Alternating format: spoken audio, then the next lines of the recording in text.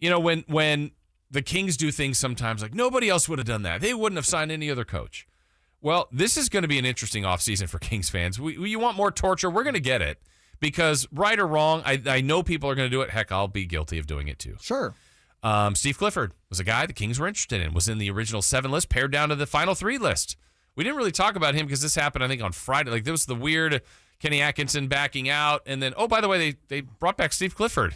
Like, what? How did this happen? I think the big thing why we didn't really get to it is Steve Clifford was part of that last 3, but it moved so quickly into it's Mark Jackson or Mike Brown final 2. that it was like, all right. I guess he's out. But Steve Clifford's been a solid coach in the NBA, got Charlotte to the playoffs, Yes. got Orlando to the playoffs. Like, I think that's actually, if you're not getting Atkinson and Charlotte, bringing back Steve Clifford is fine. Yeah, and then I could tell he read the room because every quote that he had coming out of this is like, we're going to play fast. So I don't know if, 1, he was accused of not doing that. 2, they were going to have D'Antoni, Atkinson with this, Ball, Rozier, like, go. Like, you got some young talent, like play, like, go fast. So he's following that, but that was a Kings candidate. So naturally we'll go, oh, look what the Hornets are doing. Again, different roster, different league. Kings don't have LaMelo Ball and Miles Bridges. Right. Darvin Ham, Kings very interested in him. Brought him in. He was a hot name in Milwaukee. I think the Kings thought highly of him. Ultimately, they kind of leaned to more of the veteran coaches. He lands with the Lakers. Again, they don't have LeBron. They don't have AD. Thankfully, they don't have Westbrook. Different coach, different style, different. I wish the best for him. Well, not really because he's the Lakers, but yeah, I don't wish the best for him. I have no ill feelings towards him. But it's a different guy. I hope we don't do these comparisons. Look what Will Hardy's doing for the Jazz. They're 6-0. We could have had him. You have a Twitter account, right? I do. You'll see it. I read. I don't post that much. Yeah, I read it all. I do see it all. I'll tell you this: you'd probably be more mentally healthy if you posted and less reading. That's probably true. That is probably true. But you know what? I have the ability to ignore. But I see it. I'm like, I can also verbalize and go, what are you talking about, as opposed to tweeting that out. What are you talking about? It's, if you're comparing the head coaches and their successes to what Mike Brown does, it's just, in Charlotte, I guess there is the franchise. Charlotte to me is way further ahead than the Kings are. Right. But like not super to the point where you can make some. But they have the second longest drought, by the way. They do. Yeah. And you can make some general comparisons because of that there. But if you're comparing what Mike Brown does in Sacramento to what Darvin Ham does in LA or what Will Hardy does in Utah, given that we're expecting Utah to still look to compete, obviously, it's a fool's errand. Yeah, and the only way to ever do that with a player, with a coach, fairly, which is impossible, by the way, what I'm suggesting, is to clone the second team, second player, like Luke Walton. Oh, we could have had Monty Williams. Yes. Would Monty Williams have been the same coach with the Kings? I don't think he'd have the same success as he did in Phoenix. Maybe he got more out of the Kings. Maybe.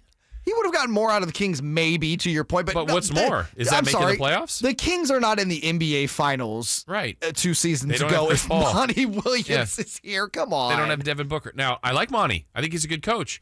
I can tell you, I was with people in New Orleans that were tired of him at the end because they didn't win enough. Now, he was good there. They didn't win enough. You know why? Because Phoenix's roster is better. Yes. Yes. So, grade Mike Brown on Mike Brown here. He's not an assistant with the Warriors. He's not the head coach of the Lakers or the Cavs.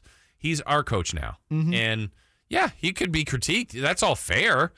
Question timeouts, rotations, everyone's favorite. It's going to be this. My early prediction, Jay, on the first, second, third loss of the year, whenever they come. Player 8, 9, 10, who you think is 6, 7, or 8 or whatever, that didn't play. You know why they didn't play Chimezie Metu enough? They didn't play Trey Lyles enough. I was going to use those same two names. Yeah. Why didn't they? They're playing the rookie too much. Yep. I don't understand the rotation here. That is the most common thing, and I'm guilty of that too. But the rotation thing is because it's the easiest thing to pick apart, right? It's easy to say when Team X is losing, we'll just play player Y more. And that's the easy resolution. Like it's because this person didn't play is why they lost, as opposed to the 8 to 9 that played 25 to 40 minutes. It used to kill me because that was Luke Walton's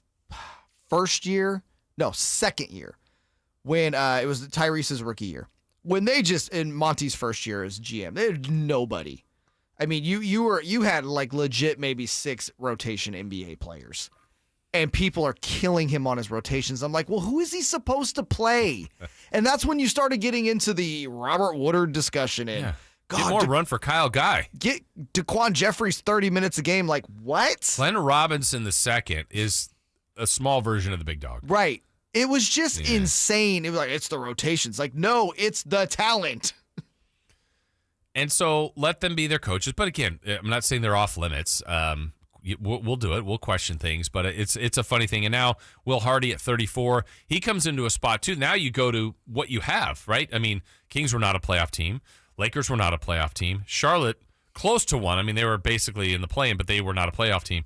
Jazz, I predicted last year to win the whole thing. Like, I thought they had that, just the enough people. They've been around. They've been through the bumps. They underachieved completely. You were having a lot of conversations with David Locke, weren't you? Yes, I was. I was locked on the Jazz. David Locke, noted Jazz broadcaster and homer. Yes. But they're also in a different spot. And I got to believe if you're Will Hardy, yes, you're 34. You're probably taking any job you're officially given or offered.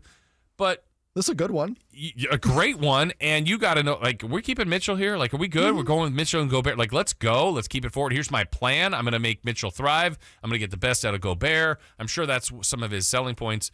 Yeah, this team had a down year and a bad postseason, but I also think they're not that far from patching it and being right. But you're also, that's that pendulum. You get an injury or a bad thing, you're in the lottery. So you got to keep it pushing forward if you're the Utah Jazz. Yeah, and I find those discussions to be interesting because you hear all the rumors that they want to move off of Gobert, and it makes sense as to why. I think that team does need to freshen up a little bit, especially because I don't think you get rid of Donovan Mitchell. He's too young. But Gobert is like weirdly impossible to trade. Yeah, I think every team says they would like a Gobert type. I don't think they want his contract. No, they don't want his contract. And, well, what do you give up for Rudy Gobert? Because the one that made sense to me was, and I don't know if the numbers work out completely. I don't have the contracts in front of me. But, like, a swap sending him to Chicago for Vucevic, I think would make a lot of sense for both teams, although Vucevic kind of had a down year last year. I don't know.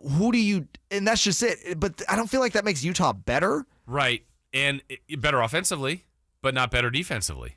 And but how much better offensively? Yeah, you're getting a great defensive player. But there's interesting things like the 2 years ago when the Clippers kind of exposed him with that ever-switching team, and they made him have to guard like Morris or Kennard or Terrence Mann. And he could, it kind of took his powers away, and then he doesn't kill you. Then you have to guard him. Well, he doesn't go down and score 30. No, and you can't. It's so hard to, run your offense with him there because, again, outside of a pick and roll lob threat, he can't really do anything outside of that and putbacks. Yeah. Utah. But I think Will Hardy was a good hire there. I think he'll be solid there. I think he'll be successful. Please do not compare Mike Brown and Will Hardy this year. Right. Which we'll do, but please don't do it. No, we won't do it. One thing we